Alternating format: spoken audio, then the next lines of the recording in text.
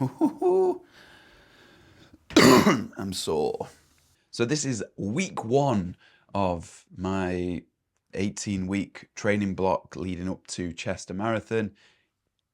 Watch the introduction video. I'm not going to go through all those things again, apart from I'm doing it from advanced marathoning. I'm going old school in some ways. I've printed this out. This lives by the door in the house. This is the training plan. And so I can cross that off with an actual pen every single day. And I've crossed off 7 of them this week with some details. Today's day 1 of training for a sub 3-hour marathon. It starts with a nice easy recovery pace 5-miler. Why is that so difficult, you might ask? Well, yesterday I ran 100 kilometers in just under 11 and a half hours. And so I'm a little tender. Just a little. My pace was starting to slip below walking pace, so I'm walking.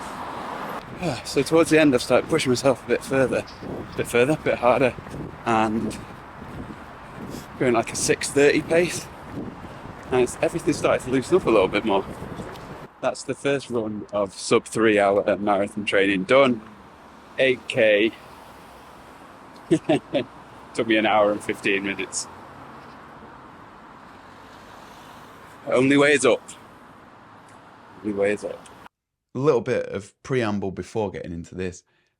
I last Sunday did a 100-kilometer run with my buddy Q. Check it out. I'll link it up here, the video that I did for that. I think it's kind of interesting, but also sort of dumb because starting marathon training the day after. I didn't purposefully line it up like that. That's just how it happened. These things happen.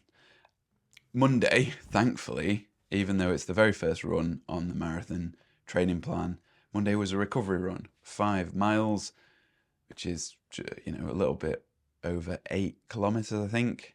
And that was, that was rough. Today's run from the cart is general aerobic and speed, 8 miles with 10 by 100 meter strides.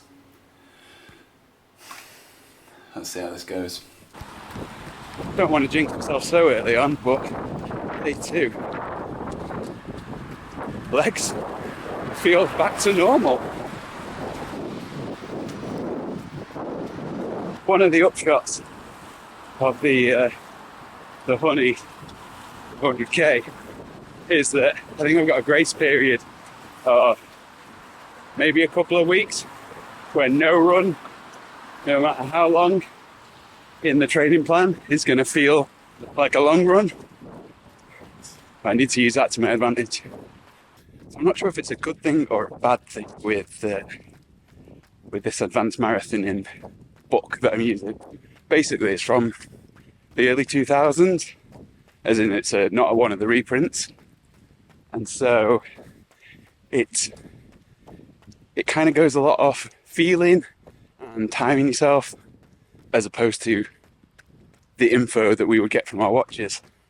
So today is kind of like general aerobic, which is a little bit harder than like conversational pace, I think, which is what I'm sticking at. I can talk, but it's quite laboured. And then once I get to the park up here, 10 by 100 metre strides. Not gonna lie, really not looking forward to the strides. They start about now. 2 sets down. I can't give them as much as I feel like I should. 2 minutes recovery in between is kind of fine. It's almost too much time because I psyched myself out of the next one, which is in 7 seconds. Wish me luck. Taking the strides out of the equation before I started doing them, I feel like my heart rate is a little higher than it would normally be at that pace, especially for it not being that warm. But that's probably from Sunday. Only halfway through them and I've goosed. But like in a good way, if you get me. That's 7 out of 10. It's just 300 metres left to go. One round left. I think I'm maintaining pretty consistently, even if they're not as fast as I feel like I should be doing them. And it's taken me a long time to recover after. But I'm getting it done. It's nearly done. 1 hour and 1 minute. 7 perceived effort. Very hard. Tuesday, things got a lot better. You can see my form has drastically improved. And this was strides, 10 by 100 meters. I'm not sure I was doing these exactly right. I set this up on my watch so that I was running one set of 100 meters, then 2 minutes rest, then one set of 100 meters. Since then, on Saturday, and I'll come to that in a minute, I did some strides at the end of the recovery run, just because Adam, a friend of mine, was there to encourage me to do that.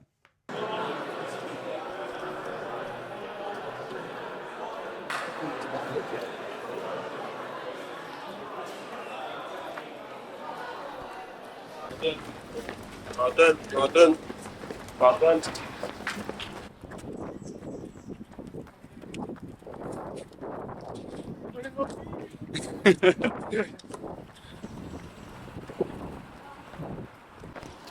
Oh my guys, last little push. Keep going, keep going.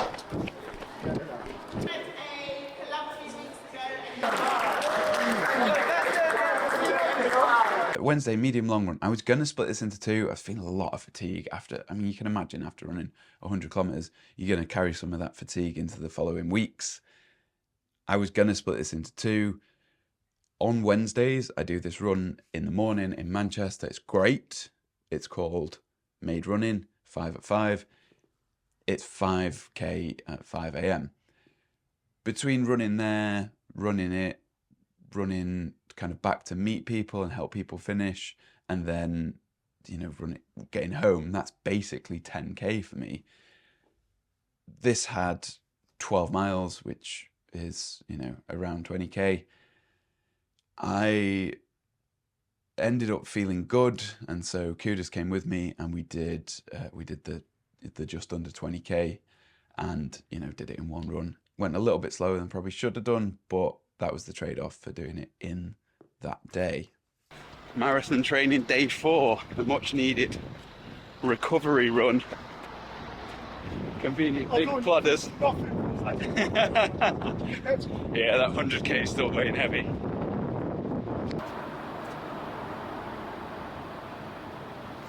Did you like the sleeves? Yeah, pretty good, yeah. I don't know if it's just a fluke or mind over matter, but that hasn't bothered me. There is like some science behind it that helps with like recovery and stuff. Yeah. Because I had my own yesterday as well, like just throughout the day. It was felt like I did something. Yeah. Need those to make you play. Stretches. Yeah, wave to it. That's it.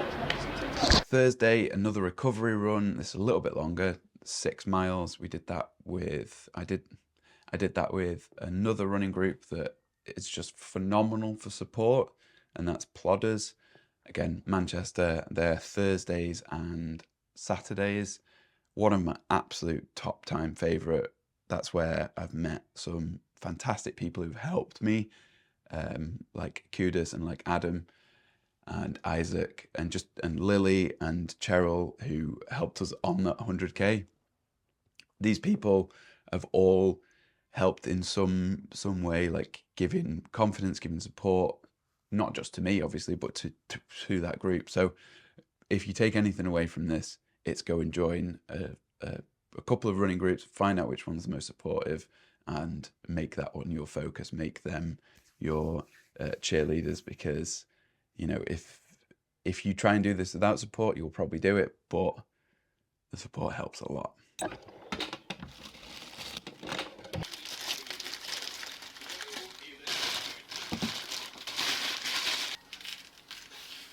I'm still feeling a little bit run down from the ridiculousness of Sunday, and there's definitely some aches and pains that I think just need a little bit of rest.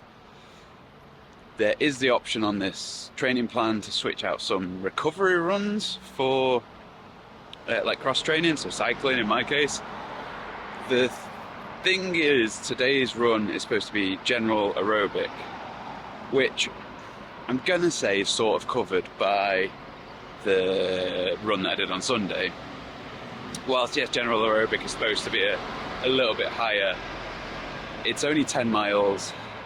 I think if I swap that out for an hour and a half on the bike, it's basically doing a similar thing. I've got the miles on my legs, 100 in one day. So I think that swapping it out for some like medium to high intensity stuff on the bike should be in the spirit of the training.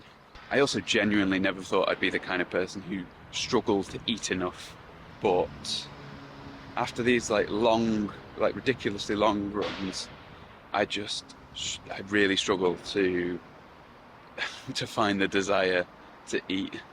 So I managed a couple of bagels and banana and some porridge over the course of this morning.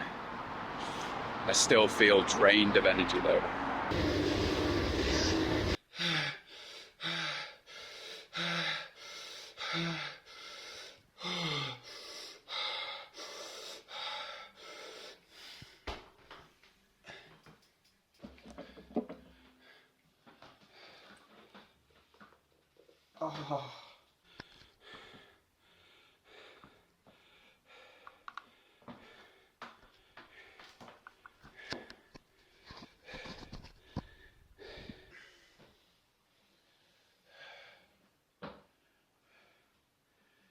Friday, general aerobic, my legs were pretty cooked at this point. The day before, basically, I'd said to myself, I can't do that run. I probably could, but it would be detrimental. And I know that sounds like I'm just talking my way out of it, but I decided to do an hour and a half on the bike instead. I went a bit hard on the bike, and well, actually the 100k left me with a raspy throat just from that, like the deep breathing I was doing towards the end of it. But the bike exacerbated that, and I couldn't actually quite finish it. I'm not one to usually quit. I got to a point where I was about 8 minutes remaining, and I just couldn't do any more. So sort of failed Friday, and I'd also switched it.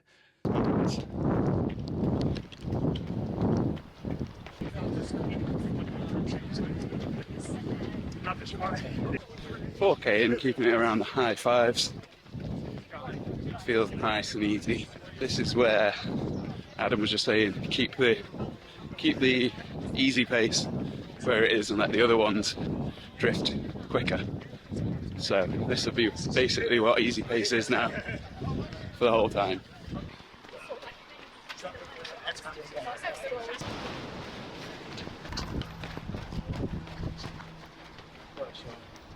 Take your webcam out with it. Okay, recovery workout done. Did some 4 or 5 sets of strides at the end of it with Adam, which is nice, having someone to push and not just relying on myself to push. Knee is still a little bit tender, so I just need to keep with this knees over toes sort of stuff. Hopefully it holds up. Yeah. Saturday, another recovery run. Like I said, ended on some strides and chatted to Adam, who's a fantastic, phenomenal runner. And he said, we grabbed a coffee afterwards, and he said, I'm going out tomorrow for a long run. Come along if you want to join. I'm doing it 7:30-ish pace. And I was like, I need to go and look up what 7:30 per mile pace is in kilometers before I agree to this. But yeah, fuck it, let's see. So Saturday, nice and easy. In the evening on Saturday, I did an hour of yoga, which I'm not technically all yoga, but it was just, I started with a yoga plan. I did some, like a 10-minute yoga plan. I did a 10-minute like IT band workout. I did some other stuff that was, in that same world, and then finished on another like 15-minute like different much slower, deep stretch type of yoga. Really great. You should probably be doing stuff like that. I feel incredible after it. It makes my legs feel good. You should be doing it. And then that leads to today. I did go and run with Adam, and I'm gonna say it was a pivotal run, even though it's only the 7th run of the block. A pivotal run for setting my goals and setting realistic expectations for what I can achieve.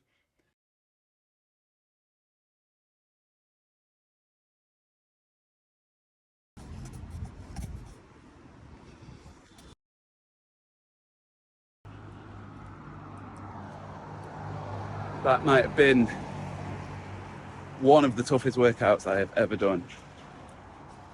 Thank you, Adam, for pushing me. So that's week 1 completed with a 15k, a 20k, and a half marathon PB, just in a training session with Adam. 1:31 in the half marathon.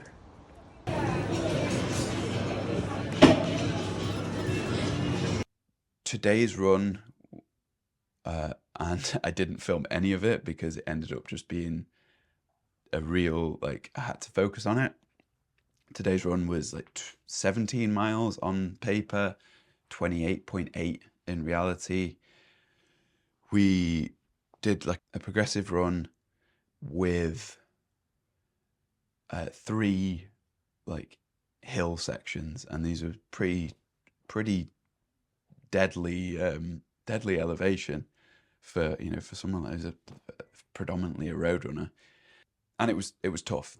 It was comfortably difficult for most of it. Then I was offered the option of staying out for longer and going on a slightly longer route, or heading back earlier. I'm not a smart guy, and so I said, let's go for the longer one. And other than nearly getting run over, I did survive it. But I was so like tunnel visioned in on just getting to the end of it, I just nearly ran straight out in front of a car. Hanging on at the end, my breathing just deteriorated. Adam was fantastic. He was like, just hang on my back and we'll get through this. And I was we had this hill at the end. We got hit by like a headwind, and I thought, I can't do this. And then I was like, right, turn off that bad self-talk, focus on what you've got to do, and get to the end, get to the top of that little hill. I've run up that hill a few times. It's a small one most of the time, and it felt massive. My breathing went to shit, but Adam did keep saying, like, make sure you focus on your form, don't focus on your pace. And that was great advice, because whilst my breathing went to shit, my form, I think, stayed pretty good. What does this mean for my goal going forward? A goal is still sub 3. If that ends up being drastically sub 3, that'd be incredible. But I need to be realistic. Can I, I have to work my way through a good chunk of this 18-week plan before I can really know how good I can be on the day. And there are always things on the day that happen, that on the day of the race, that can mess things up. And I know, I've overtrained before. I know injury can happen. I really just want to get through this in one piece, and I want to come out of it able to then go and support people in the following weeks who are doing other races. That's the most important thing. Yes, A goal is sub 3. B goal is low 3s. And C goal is a PB. Obviously, worst case is I finish it. Worst case is I don't die. But worst case is I finish it. That's week 1. I'd say, in a nutshell, but that's kind of dragged out, isn't it? Maybe I should make these shorter. Does it make sense? Does it make sense to make these shorter? Is it more interesting if I make these shorter? Let me know in the comments. or do you like the info dump, long form kind of thing? There's always Instagram. Like, I post short stuff on there. If you're only interested in short stuff, go over there. Yeah, I'm keeping these long. If you hate it, let me know. Right, I'm gonna do some more yoga. It's not actually that bad.